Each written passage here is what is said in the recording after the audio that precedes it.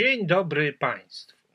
W tym filmie chciałbym opowiedzieć co nieco o wolności w nawiązaniu do przemówienia Kennedy'ego z lat 60. Ktoś z widzów to przemówienie podlinkował pod jednym z moich filmów, gdzie także krytykowałem brudne interesy. Kennedy mówi o układach, brudnych sprawach, toczących się wojnach w imię realizacji partykularnych interesów politycznych i naukowych, machlojkach, domagając się stworzenia społeczeństwa otwartego, wolnego i niezależnego. Kennedy oczywiście zginął. Jego ideały gdzieś tam żyją sobie, fruwają w tej przestrzeni, ale warto zadać teraz pytanie, dlaczego takie społeczeństwo, o którym myślał Kennedy, nie nadchodzi? Co stoi na przeszkodzie? Czy Kennedy zdawał sobie sprawę z tego, czym jest w ogóle wolność i jak należy wolność rozumieć, jak ją interpretować? Bo jeśli tego nie wiemy, to nawet nie ma co myśleć, że będziemy na drodze wolności i będziemy realizowali procesy kulturowego postępu. Społeczeństwa jednak nie rozumieją wolności i boją się jej. Wolność jest zawsze tylko wolnością od pożądania. To jest nie tylko rezygnacja z władzy, czyli walki o przetrwanie, które nie zostało zresztą dla nas przewidziane, o czym mówię akurat w tym filmie, jeśli ktoś tego nie wie, który pojawił się na karcie u góry. Wolność to głos jednostki, która rzuca światło na zaciemnienie systemu, aby postęp kulturowy mógł być realizowany.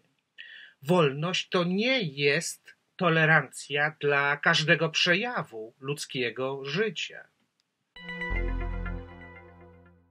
Dla wolności najistotniejsza jest prawda, która jest zawsze w trakcie powstawania.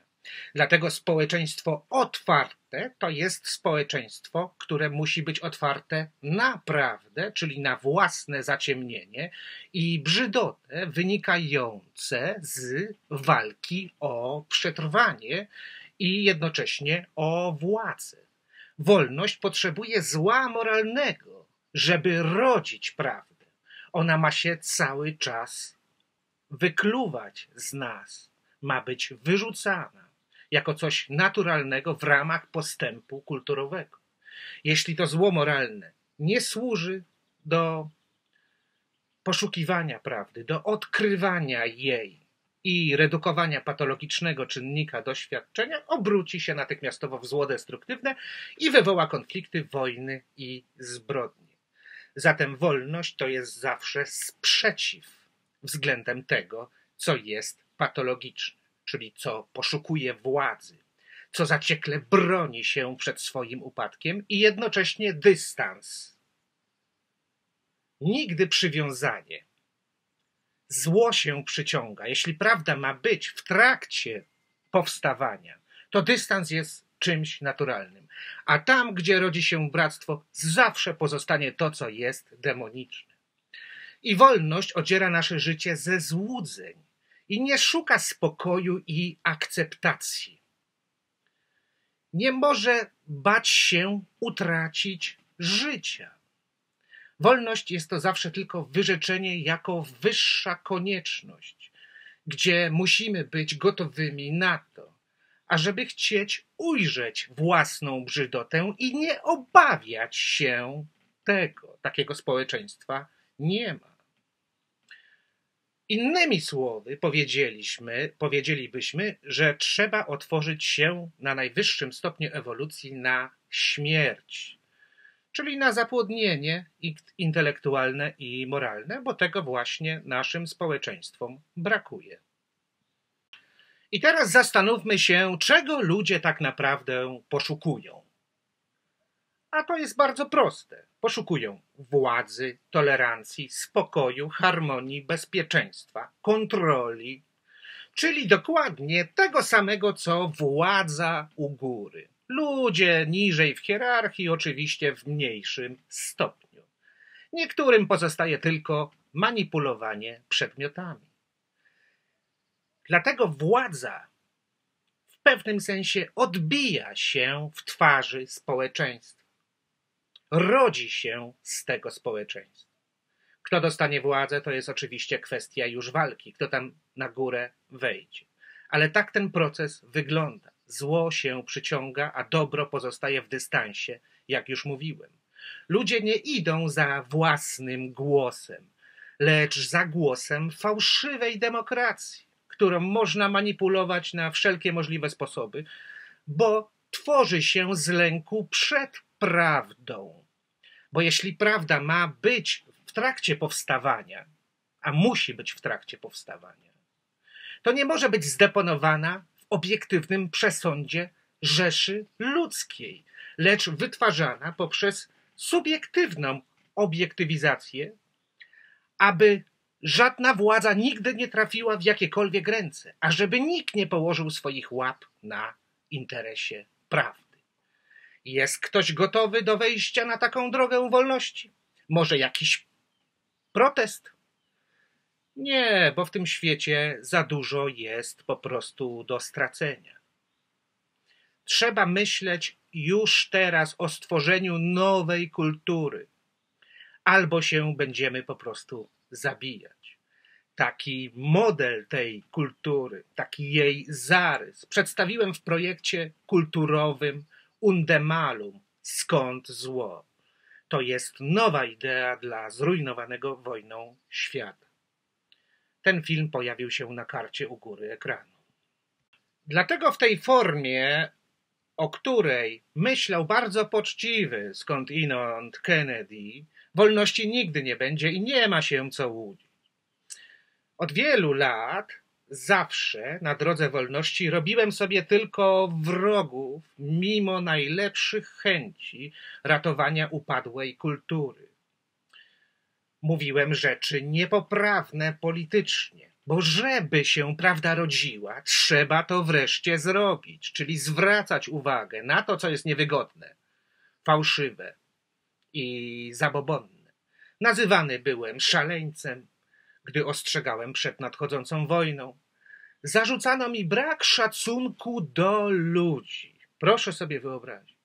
Ale ludzie sami siebie nie szanują, gdy zamygają się na rodzenie prawdy. Boją się utracić władzy nad sobą. Tak bardzo są zakochani w sobie. Dlatego wypierana śmierć nieustannie wraca.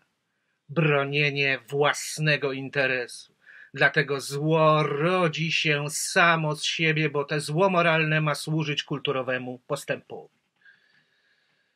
Na YouTube także nie ma pełnej, koniecznej wolności, powiedzmy, słowa. Nie można powiedzieć wszystkiego, bo trzeba powiedzieć to, co jest politycznie poprawne. Są kanały, które są przecież usuwane albo są blokowane. Mówi się, że są banowane. A jeśli starają się gdzieś na drodze sądowej te sprawy rozstrzygać, to na przykład wyłączana jest im monetyzacja. W najlepszym razie. Ludzie przede wszystkim chcą zobaczyć siebie w drugim człowieku. Wtedy czują się bezpieczni. Nie myślą na przykład o tym, że mają zobaczyć to, co się rodzi. Ta kultura nie wytworzyła w ogóle takiego potencjału. Dlatego chętnie swoje pieniądze oddają na przykład temu, w kim widzą samych siebie, swoje własne odbicie. Wydawcy nie tolerują książek, powiedzmy, krytykujących pewne społeczne postawy w sposób, który uważany jest dzisiaj za urągający kwestii godności. Natomiast to, że te społeczeństwa umniejszają kwestii godności, to już jest zupełnie inna sprawa. Społeczeństwo zdobyło władzę nad wydawcą, a wydawca zdobywa ją nad autorem. Co najwyżej może się sprzedać książka, która będzie oferowała jakiś nieznaczący bełkot w ramach tej obecnej psychologii spokoju i tolerancji, ale tutaj się nie rozwijamy i tutaj się nigdy nie rozwiniemy. Przedstawienie takiej propozycji wydawcy oczywiście wiąże się zawsze z wielkim ryzykiem i z reguły z odrzuceniem. Miałem jednak to szczęście, że taka książka została przez wydawcę przyjęta na Zachodzie, wydana po angielsku. Nazywa się zresztą ta książka Unde Malum. Możecie Państwo sobie link do księgarni znajdziecie w opisie. I człowiek, który powie coś niewygodnego, zostanie usunięty z grupy społecznej, bo jej zagraża, bo ta grupa społeczna broni się przed zapłodnieniem. Podobnie jak władza u góry.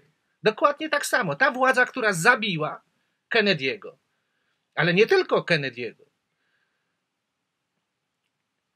Jak ta prawda ma się rodzić, gdy zamykamy jej drzwi, udając, że szukamy wolności nagle? Ojejku, jak to my szukamy wolności? Ale boimy się jej, bo wolność to nie jest robienie tego, co mi się podoba. Nie ma pełnej niezależności. Niezależny jestem wówczas, kiedy jestem zależny od prawdy, która otwiera zawsze we mnie szerszą, głębszą perspektywę rozumienia, gdy uwalniam się wreszcie od siebie. Dlatego, jak powiedziałem, proponuję stworzenie nowej kultury. Tutaj znajdziecie Państwo apel do światowych rządów, który domaga się zwrócenia uwagi na niedorzeczność tej dziejowej walki. Dlatego w tym miejscu chciałbym jeszcze raz zaapelować, bo walka o wolność jeszcze nie jest przegrana, ale za chwilę może już będzie całkowicie. Tak jak mówiłem w tym filmie, apel do światowych rządów w sprawie odwiecznej walki. Trzeba stworzyć światowy rząd, który będzie regulował sprawy tej kultury.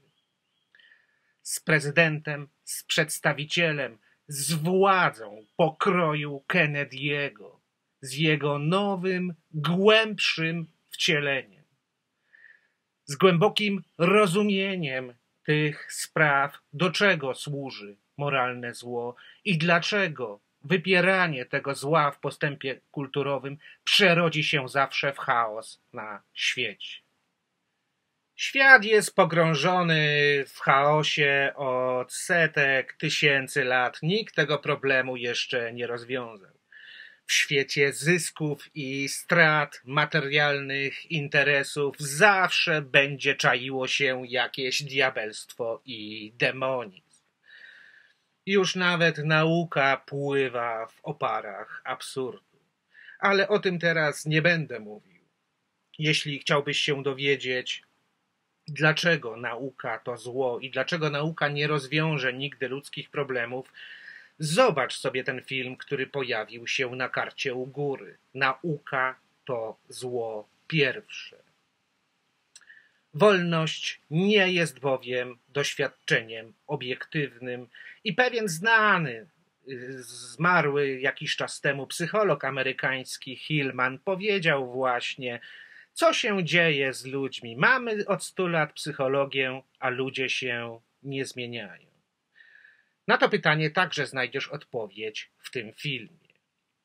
Przykro mi niestety, że Kennedy i jego idea szlachetna, szczytna nie mogła się dokonać, ale ona w tej formie takiego ideału, który jest dziecinny, on jest niezgłębiony, nie dokona się nigdy. Wolność to jest dość nieprzyjemny dla nas proces. My w ogóle nie jesteśmy nawet gotowi jeszcze w tej chwili, żeby pracować w tym systemie. Kiedy zawsze nasze życie od czegoś zależy, prawda? Ludzie, gdyby mogli powiedzieć to, co myślą, to kultura podniosłaby się natychmiastowo do góry, ale boją się oczywiście, że stracą pracę, stracą jakieś przywileje, stracą oczywiście dochód i tak dalej, i tak dalej. Więcej dowiesz się z podlinkowanego materiału, a także z playlisty, która jest na moim kanale, 1111 prawd człowieka wolnego od złudzeń. Bo ten kanał, Król Pustkowia, zwraca bardzo dużą wyraźnie uwagę na to, czym jest wolność i jak należy z wolnością pracować. Ja dzisiaj serdecznie dziękuję i do zobaczenia w kolejnym filmie na kanale Króla Pustkowia. Kłaniam się.